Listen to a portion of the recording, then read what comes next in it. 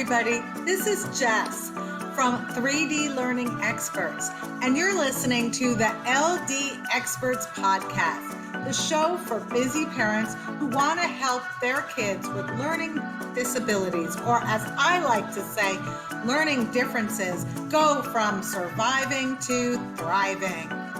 Hello, everybody. Today we have a special guest, Gea Meijering, who is going to share with us about her book, Hacking the Code, the Ziggety Zaggety Road of a D Kid. Welcome, Gea. Yes, hello. Hi, Jess and everyone. Hi. Hi.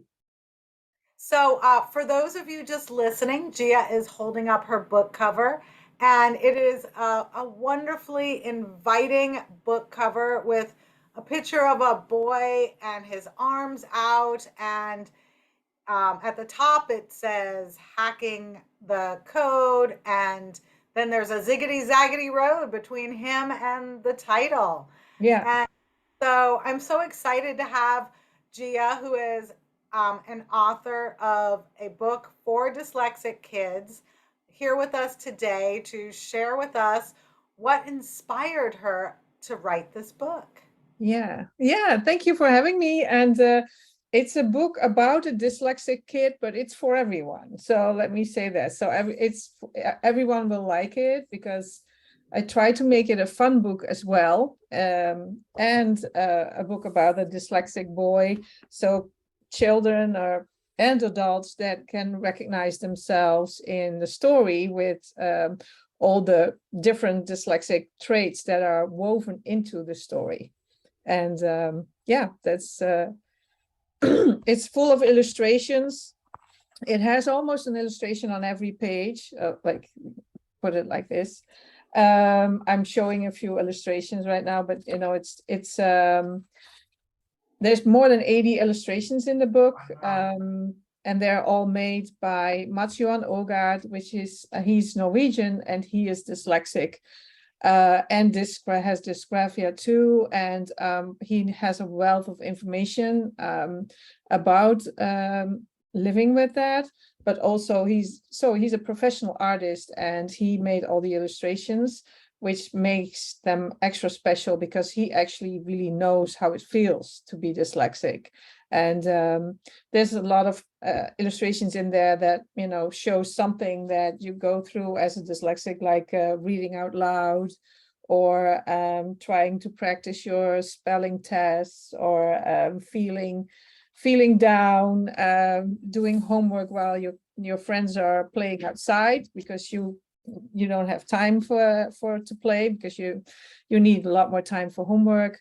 All those examples he drew illustrations of, and I must say they really are very well done, and you can see the emotions in a lot of these illustrations, which is nice and complements the story really well. That's so wonderful that you hired a dyslexic illustrator. How did you find him? On Instagram. Actually, he found me because I was posting about writing this book and it being about a dyslexic character, and so he reached out to me and said, "Hey, do you need an illustrator? Because you know what, I'm an illustrator and I'm dyslexic." So, and we hit it off right away. I sent him the concept of the story, and he was right away like, yes.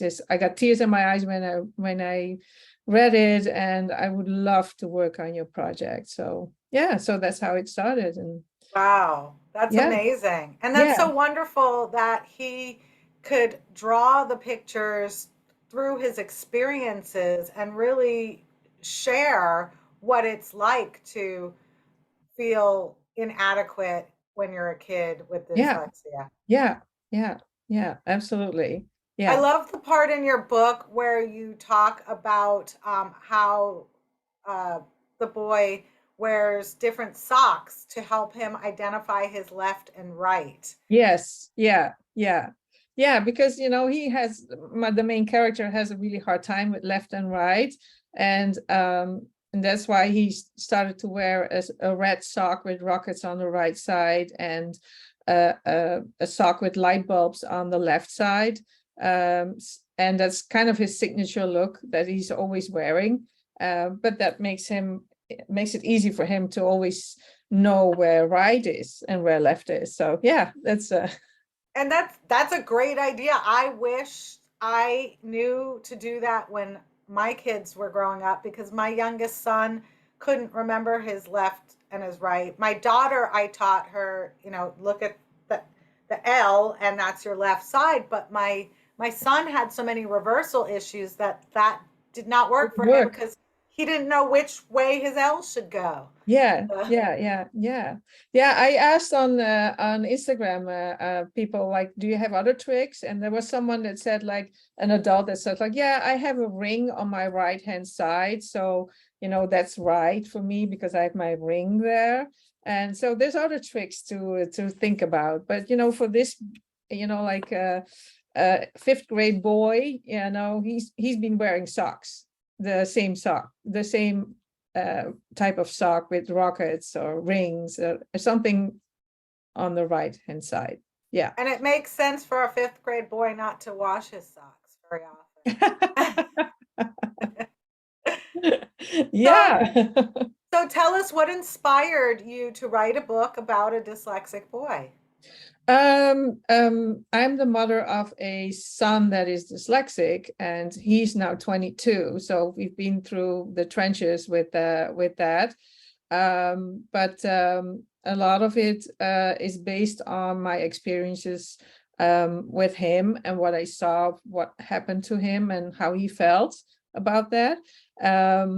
It's not one-on-one. There's a big part fiction in it too. I talk to other parents, I talk to other kids that are dyslexic, and like I researched it really extensively for my own son, and that's all interwoven into the story.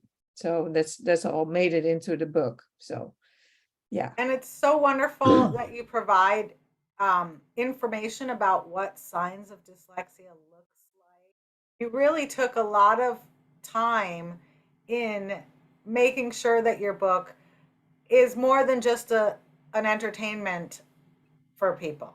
Yeah, but it's really interwoven. So it is. I wanted to make it a fun book to read, because otherwise which child is gonna read it? And it's not like a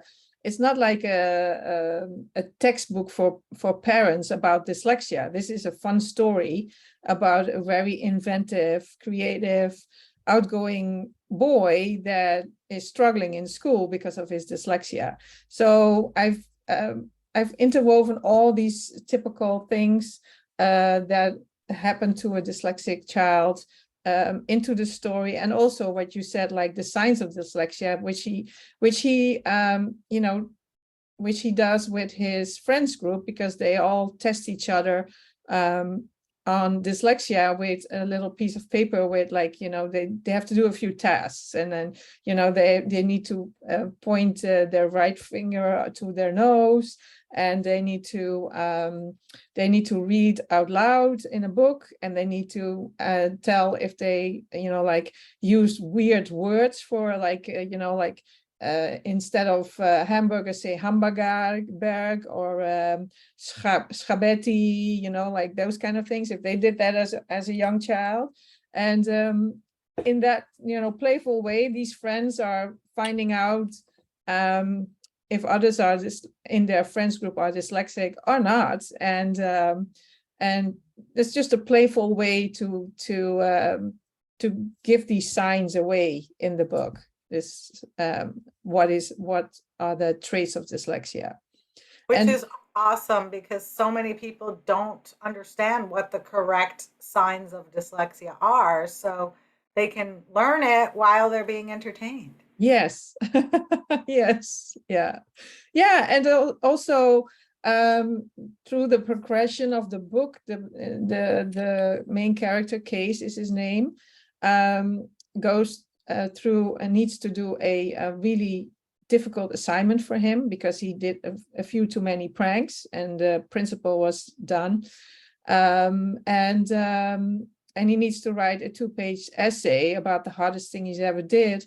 And he has a really hard time with that because, it's hard for him to put anything on paper. He's very inventive and creative, but to put it on paper is really hard. And at first he couldn't figure out what was the hardest thing he ever did. And through the story and through help from his friends and from his mom and the teacher, and eventually with his grandpa, he finds out a lot more about himself and what he's good at and what he finds really difficult to do.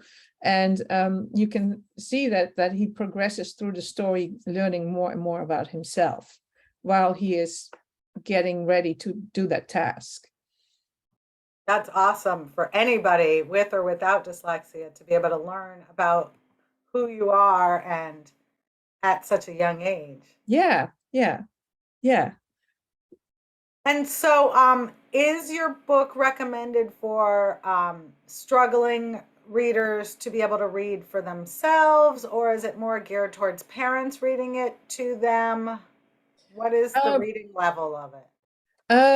It's a book for kids from like 3rd grade till like 5th grade, 6th grade, 7th grade. It depends on how well they are reading. I did make the layout of the book very dyslexia friendly as much as I could, with extra white space, with bigger font letters, with the illustrations, and white spacing between the lines. But some kids find it harder to read, so there's also an audiobook available. So if you're not really a reader, you can actually listen to the audiobook version of Hacking the Code, and if you could also listen to it and read it at the same time, so look at the book. And of course, the parents can read it too for the children. And I heard a lot of adults really enjoy the story too. So there's different options available to get to the story of the book. Well, I'd like to expand a little on what you were saying about reading along with the story while listening to it. That's great for people with dyslexia to do, because if they're not as good readers, they can learn how to spell words by hearing it and then seeing it, and it helps to broaden their vocabulary to be exposed to audiobooks. And then, like I said, seeing it really helps lock in the memory. And if we can use at least 2 senses at a time for anything that we're trying to learn, the information is more apt to get locked in and be remembered. So great advice to listen to the audiobook and read along.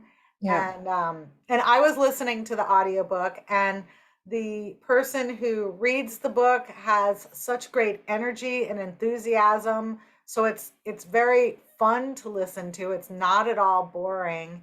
No, or dry. Yeah. I think I found a really great narrator that's really dynamic and does justice to the main character in the story really well. Yes. Yeah. Thank you for saying that. Yeah. No, you did a wonderful job with everything. From the visual to the audio, and just really took a lot of care in your book. Yeah. And so share with everyone what your goal is with this book. To spread dyslexia awareness. There's still so many parents and children that don't know why they struggle in school, and why it's going the way it is. And it's heartbreaking actually to have that, to see that. There's a lot of dyslexia information right now, like available online, like your own information, like you, Jess, with your all your podcasts and YouTube videos and so on. But if you don't know what you're looking for, you don't know what you're looking for. So, and I thought, why not make a children's book? So if children read it and they recognize themselves, or they recognize a friend, in the story, they can say like, oh, you know, this is just like, you know, like what you have or what I have, or, you know, they recognize themselves and can get the conversation going. And, you know, I'm hoping that teachers at school, you know, will read the book with the class, and then kids will recognize themselves and can go from there and say like, yeah, no, this is kind of just what I have. So because it's so much better if kids know what they're dealing with, and parents too, you know, how they can, and teachers how they can help dyslexic children survive and actually thrive in the classroom. So Yeah, 100%. I mean, once parents and teachers know what they're looking for, they can definitely help identify it much faster and then start to remediate so that their student or their child doesn't have to struggle for as many years as I know my daughter struggled, and I think your son struggled for quite a bit as well. So, yeah, and our kids are around the same age. My daughter's 26, and my son with profound dyslexia is 21. So, yeah, yeah. yeah. Yeah. So yeah, so we gone through the whole process, you know, like we've gone with my son through the whole process of testing and not being eligible because he's too bright, you know, like he figured around ways around it. But then in the end, we had him privately tested, and then we had to get him tested at school again because of course they don't take the private testing. And then, you know, like we figured it all out, and we had to do some extensive tutoring to get him back on track. And you know, like that's all, you have to figure that out as parents mostly, because a lot of schools, I'm not saying all schools, but a lot of schools just don't have the knowledge, and a lot of teachers don't have the knowledge yet about how to best help a child with dyslexia, and to how to accommodate a child with dyslexia so they can learn. Very well said. Very well. Yeah. So, you are from the Netherlands, and do you plan on translating the book into Dutch as well?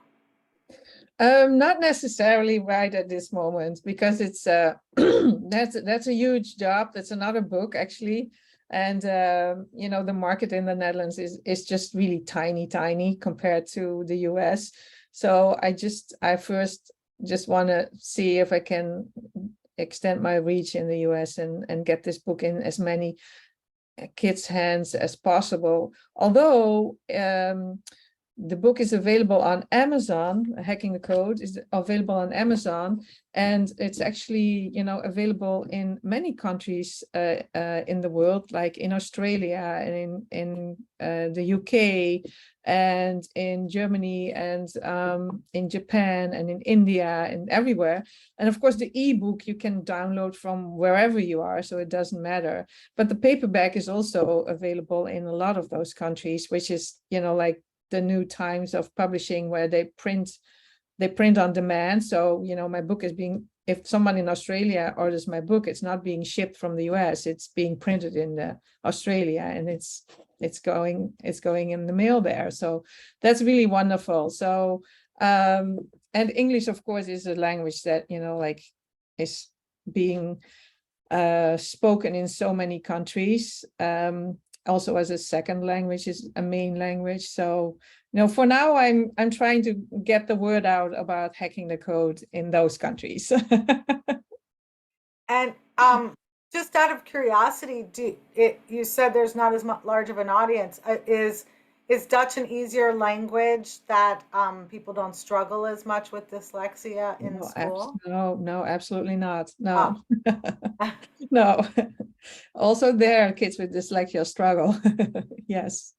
Well, because I was someone asked that question about other languages, and so people who speak Spanish and Italian don't Mhm. necessarily struggle as much because Mm. those are easier languages to Yeah, learn.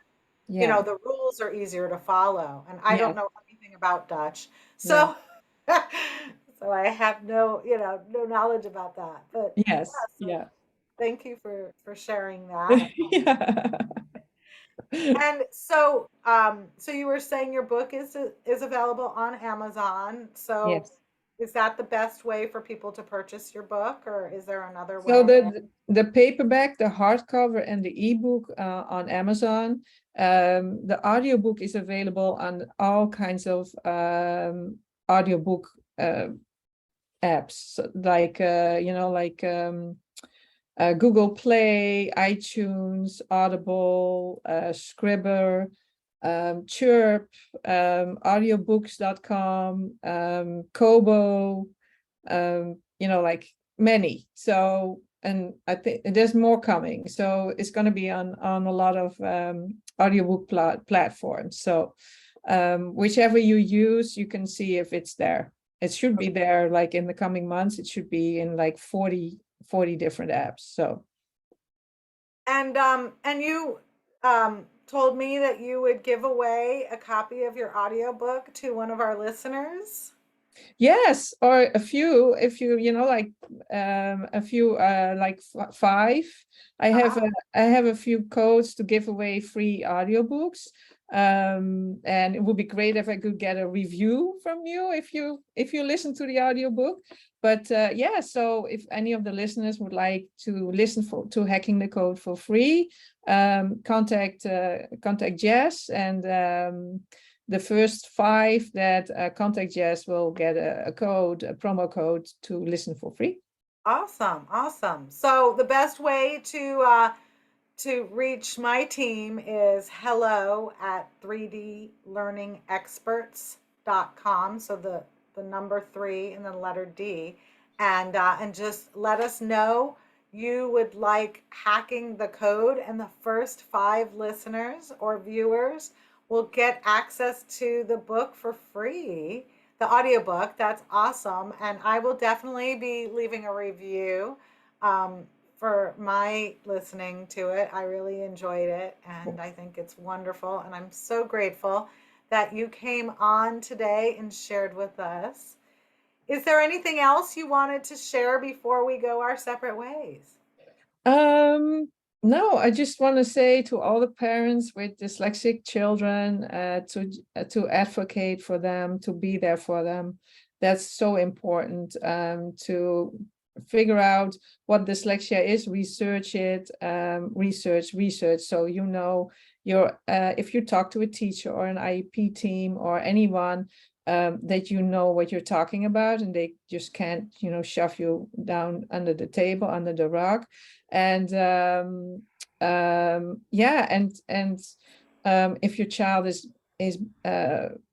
lacking in reading skills or in other skills, try to get them some extra help so they can, because if in a lot of classrooms that's not going to happen. And also the remedial teaching in a lot of schools is not really geared towards dyslexic children. And